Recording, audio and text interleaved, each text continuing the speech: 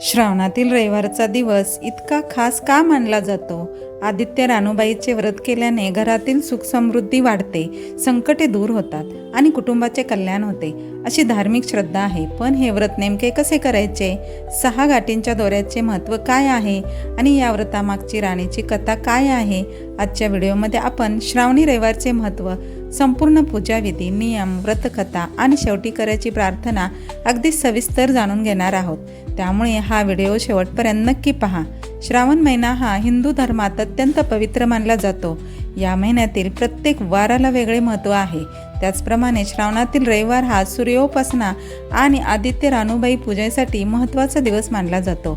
रविवार हा सूर्यदेवतेचा वार असल्यामुळे या दिवशी सूर्यनारायणाचे स्मरण, पूजन आणि प्रार्थना करण्याची परंपरा आहे. महाराष्ट्रातील काही भागांमध्ये, विशेषतः खानदेश परिसरात आदित्य रानूबाई व्रताची परंपरा आढळते. श्रावणी रविवारचे धार्मिक महत्त्व पाहूया. पहिलं म्हणजे सूर्यदेवाची कृपा. सूर्याला जीवन, प्रकाश आणि ऊर्जेचे प्रतीक मानले जाते. त्यामुळे रविवारच्या दिवशी सूर्याचे पूजन करून आरोग्य, तेज, शक्ती आणि सकारात्मकतेसाठी प्रार्थना केली जाते. दुसरं म्हणजे सुख समृद्धीसाठी व्रत. या व्रतामुळे घरातील सुख आणि दुःख दूर होऊन समृद्धी नांदते, अशी धार्मिक श्रद्धा आहे. तिसरं म्हणजे कुटुंबाच्या कल्याणासाठी. स्त्रिया आपल्या पतीचे दीर्घायुष्य, कुटुंबाचे आरोग्य आणि घरातील सुख शांती यासाठी हे व्रत श्रद्धेने करतात. चौथं म्हणजे सौभाग्यासाठी. आदित्य रानूबाईचे स्मरण करून विवाहित महिला आपल्या सौभाग्याचे रक्षण आणि कुटुंबाच्या मंगलासाठी प्रार्थना करतात. पाचवं म्हणजे संकट निवारणाची श्रद्धा. या व्रताचे श्रद्धेने पालन केल्याने जीवनातील अडचणी कमी होतात आणि संकटावर मात करण्याचे सामर्थ्य मिळते. चला पाहूया व्रत कधी सुरू करायचे. श्रावण महिन्यातील रविवारी हे व्रत करण्याची परंपरा आहे. काही कुटुंबांमध्ये श्रावणातील पहिल्या रविवारी संकल्प व्रत करून सुरू केले जाते. मात्र आपल्या घरातील परंपरा, कुलाचार किंवा स्थानिक परंपरेनुसार विधींमध्ये फरक असू शकतो. म्हणून आपल्या कुटुंबातील परंपरेला प्राधान्य द्यावे. सकाळची तयारी म्हणजे लवकर उठावे, स्वच्छता करावी, स्नान करून स्वच्छ कपडे परिधान करून पूजेची जागा स्वच्छ ठेवावी, तिथे पाठ ठेवावा, पूजेचे साहित्य व्यवस्थित तयार करून ठेवावे. मन शांत ठेवून आज मी श्रद्धेने आदित्य रानूबाईची पूजा करीत आहे असा संकल्प करावा. पूजेसाठी लागणारे साहित्य म्हणजे स्वच्छ पाट, विड्याचे पान, कुंकू, हळद, अक्षता, रक्तचंदन, फुले, धूप, दीप, नैवेद्य, पाणी, पूजेचा 6 धाग्यांचा दोरा, दानासाठी आवश्यक वस्तू. तर आदित्य रानूबाईचे चित्र कसे काढावे? स्वच्छ पाटावर किंवा विड्याच्या पानावर रक्तचंदन किंवा कुंकवाने आदित्य रानूबाईचे चित्र किंवा प्रतिकात्मक रूप काढले जाते. चित्र काढताना मनात श्रद्धा ठेवावी. हे केवळ चित्र नसून आपल्या भक्तीचे आणि श्रद्धेचे प्रतीक मानून त्याची पूजा करावी. 6 रेघांच्या मंडळाचे महत्त्व. पानांच्या शेजारी 6 रेघांचे मंडळ काढण्याची परंपरा आहे. त्यानंतर 6 धागे घेऊन त्यांचा एक तातू तयार केला जातो. या तातूला 6 गाठी मारल्या जातात. या गाठींचा विधी हा या व्रताच्या पारंपरिक पूजाविधीतील एक विशेष भाग मानला जातो. आदित्य रानूबाईची पूजा. आता पाटावर मांडलेल्या आदित्य रानूबाईची पूजा करावी. सर्वप्रथम हळद कुंकू अर्पण करावे, अक्षता आणि फुले अर्पण करावीत, धूप आणि दीप लावावा, नैवेद्य दाखवावा. 6 गाठींच्या दोऱ्याचीही श्रद्धेने पूजा करावी. यानंतर हात जोडून आपल्या मनातील इच्छा, कुटुंबाच्या कल्याणासाठी प्रार्थना करावी. सूर्यदेवाला प्रार्थना. पूजेनंतर सूर्यदेवाचे स्मरण करावे. हे सूर्यनारायणा, आपल्या कृपेने आमच्या कुटुंबाला आरोग्य, सुख, शांती आणि समृद्ध लाभू दे.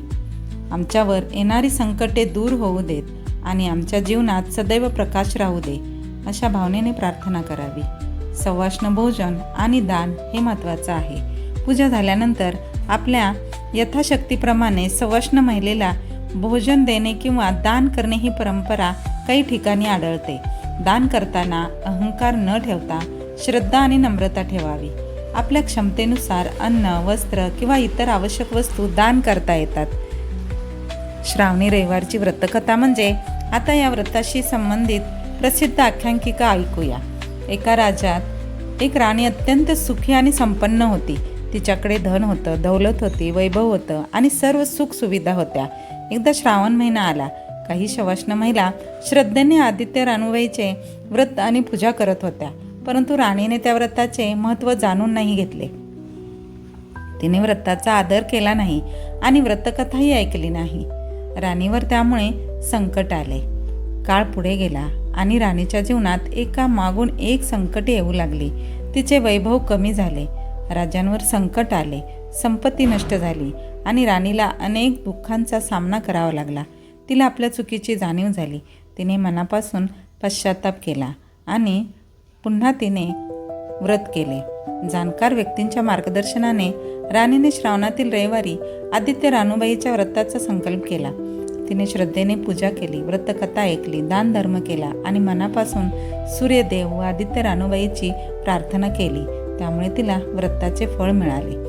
धार्मिक आख्यानकानुसार राणीच्या भक्तीने आदित्य रानूबाई प्रसन्न झाली. तिच्या जीवनातील संकटे दूर झाली.